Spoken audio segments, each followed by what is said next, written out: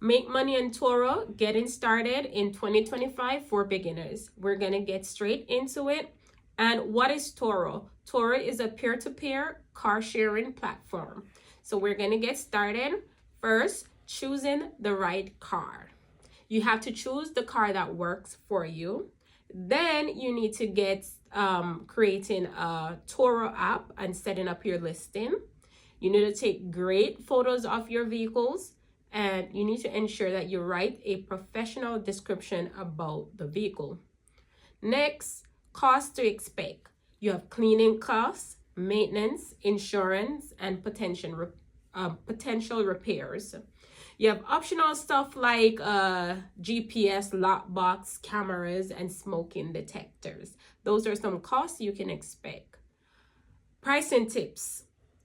So Turo can price your vehicles for you depending on the market's supply and demand, or you can go in and you can adjust your price based on the if you have competition within your area.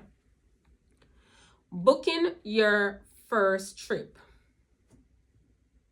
So what to expect when you book your first trip? First, you need to communicate with your guests. You need to ensure that you verify their license.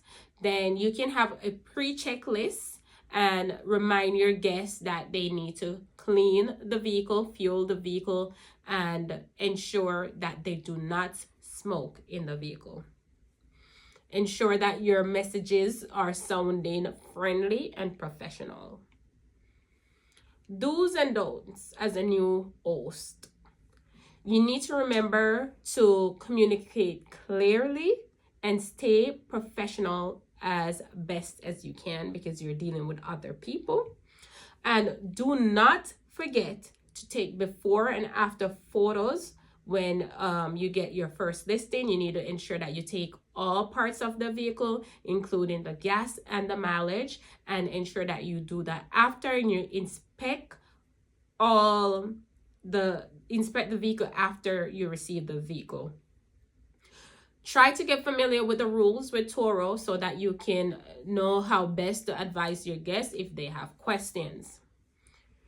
So you'll have challenges. How to handle challenges. You'll have stuff like late returns, smoking, damage claims, and so on and so forth.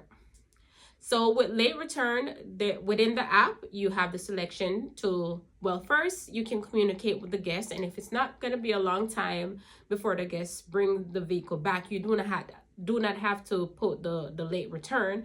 However, if it's going to be late, 3 hours, 4 hours, you can do late return, and they'll have to pay for that along with a convenience fee.